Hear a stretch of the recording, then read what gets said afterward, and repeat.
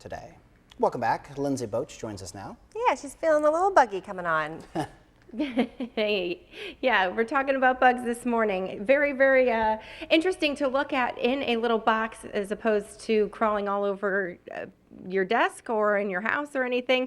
They're a lot nicer in these little boxes, and we're learning about how to get rid of them. If you have bugs, ants, or Tegan said that she had these huge bees, we have found out what they are and got some bad news for you, but we're going to talk about that in a little bit. Kevin O'Donnell joins me now. First of all, why are there so many bugs this summer? It seems like we had a very early start because it was such a mild winter. We started seeing things in February and March where, we normally don't get those until April. And so what's next for the rest of the summer? It'll probably be much more the same. We start getting into crickets with hot, dry weather. They really like that type of thing. And then towards the end of the year, you get so many of these insects. They've had a full year to reproduce, and then they'll try to get inside the house. But that's usually in September, October. And now these are the cicada killers that we were talking about that Tegan has. And actually, I've seen a few of them flying around my place too. How do you get rid of them? Well, people call them locusts, or cicada killers, but they're actually going after the cicadas that are just emerging now. These guys nest in the ground. They're solitary, but you will find frequently numerous ones in certain area, but they are very resistant to chemical, very difficult to control. The nice thing is they don't hurt anything. They've got a stinger, but they do not sting people. They use that stinger on the cicada, drag it back, bury it in the hole, and that's what they raise their young on. Huh. So you can't get rid of them. No, you can't. But you can walk out right in the middle of 30 of them and not have to worry about getting stung. So that's good news for you, Tegan. Now we have some cockroaches here as well. This is a problem in some places around the area. How do you get rid of these? Well, there's about 4 different types of roaches that we have. This is the American roach.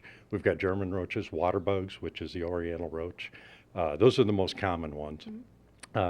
Those usually need a residual type chemical material treated where they like to live, which most of the time is cracks and crevices.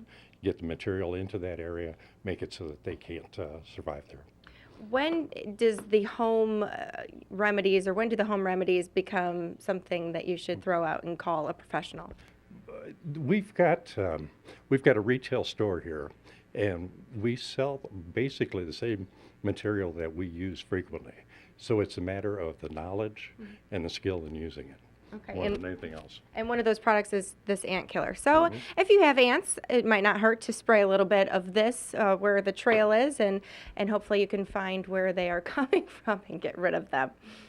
I like what That's Kevin the said. You have best. to know where they nest and where they are. You can't just Exactly. spray and expect it's going to work. And you just have to take their little trail that they are leaving and go backwards, and then all of a sudden you find it and you have to leave. There they are. And don't watch A Bug's Life before you do this because it'll just make it Chad. sad. Oh, gosh. Lindsay Boach joins us now live. Yeah, she's live this morning taking care of The bugs. bugsness. Wait, she's a big Bears fan. The bugs. Like the Bears. But You're too young to know Bugs, Saturday Bears, Night how Live. does Bears beats Battlestar Galactica? It's from The Office. Getting all the bees in there. Speaking of bees, here is one in a little case. And I told you before the break to guess what this is. Do you have any guesses? I'm going to guess that that's just a bumblebee. Like one of the furry ones, or yellow jacket, some people call them. Hannah, you have a guess? I said queen bee, but Queen bee. Okay. Well, it is a carpenter bee. It looks like a bumblebee, but it's a carpenter bee, and these can actually be very detrimental to your decks. Kevin O'Donnell joins me now. How bad are these? They can do a lot of damage over a course of time. It seems like they like decks, and particularly unpainted ones. So they get the natural wood. The female bee finds a spot, drills an almost perfect half-inch hole in there, and that's where she lays her eggs, packs it full of pollen, and over the course of years, they will severely damage the structure. So it's best to get on that right away. Now, the nice thing is they don't sting. You can, again, work right next to them without any problem. And how do you get rid of these? Usually either a powder or a chemical. If you can puff a powder in there, that works well. Something like a 7 dust. Either that or if you've got a aerosol can with a stem on it that you can get up there and get it bent around, and that'll usually take care of them. And you were showing this. These are actually bumblebees. Those are Yeah, bumblebees. these are the bumblebees.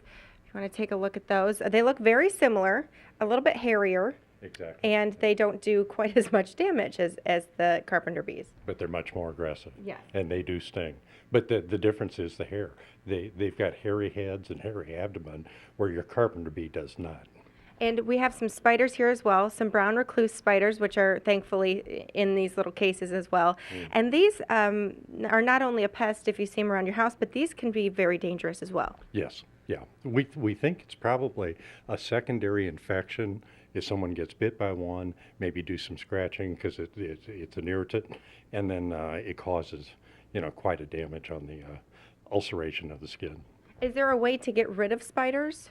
We found the best thing, you can spray for them, which is fine, but the best way is actually using some type of glue boards or monitors with glue in them. These things like to hunt, so they're running along the baseboard, and the glue boards usually, will catch quite a few of them. And now, Chad, you were mentioning something about moles, and we have an answer for you. What do you do about moles in your yard? Yeah, there's some different baits that are good for them. Traps officially are probably the best thing to use for them, but they've come out with some baits now that are very similar. They look like worms that you can actually poke down into the runways, and as long as the mole will eat it, it will take care of them. All right. Thank you very much, Kevin. We're going to talk to you a little bit more about some other different bugs that we haven't touched on yet and how to get rid of those as well, and go over kind of some of the things that we were talking about earlier with roaches, and also if you have those huge bees that you've noticed in your yards. I know a lot of people have their ground digging bees, and you actually can't get rid of those, but thankfully they do not sting. Lindsay's actually saving a lot of running and screaming and flailing of arms around my house this morning because I think I run and scream and flail my arms when I see those. Very nice. Well, every time I see a spider in the newsroom, Melissa has to come kill it. So, We'll just leave it there because Chad doesn't do spiders either. Most bugs No. I can do. Spider, not a big fan. No, me either. Columbus, Ohio. 6:43. Welcome back. Lindsay Boach joins us now. Yeah, she's feeling a little buggy this morning. Good morning, Lindsay. hey, good morning, guys. Yes, we're talking about all sorts of bugs, pests, things in your house that you don't necessarily want in there. And we're not talking about people, we're talking about bugs. And some of those bugs could be cockroaches. Kevin O'Donnell, joins me right now. How do you get rid of cockroaches? Okay, it depends what type of roach it is more than anything. The smallest one, the German roach, multiplies very quickly, likes it hot and humid. He's a real problem.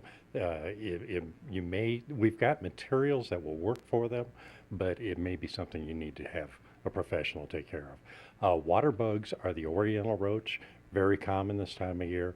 There you can go and buy something over the counter and trade around the outside perimeter of the house and get very good results with them. Now you have some bed bugs here. I know that they've been a hot topic for many years. How do you get rid of them, and how do you know that you have them? Usually it's the bites that you will notice there are actually some blood on sheets, that type of thing. You'll have some welts. That's an indication that you've had a problem, with them. It's mostly in motels and hotels. Frequently, people bring them back from other areas, and they're hard to get rid of.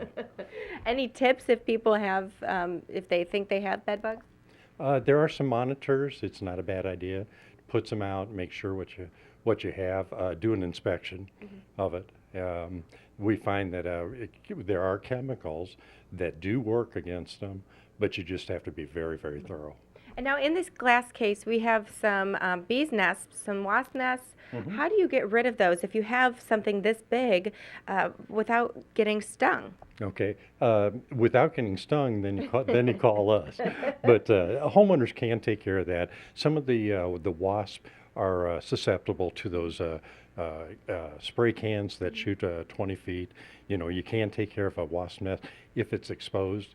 If it's a hornet's nest where it has the gray envelope around it, those are tough. You know, you can, if they're not in a bad spot, you can just let it go. They will not use them next year. But if they are in a problem area, then it's best to call us for that. Good to know. And fleas, they can be an issue with pets, especially as well. How do you get rid of those? How do you know if your pet has those? Yeah, we're getting a lot of calls for fleas, and I saw you just had a commercial on for, I think it was Frontline, wasn't it? Okay. The materials there, some of them are still working and doing a very good job. Others we don't think are being as effective, and so we're getting a lot of calls for those. Why is that? Why are we seeing such an increase in fleas and all of these bugs?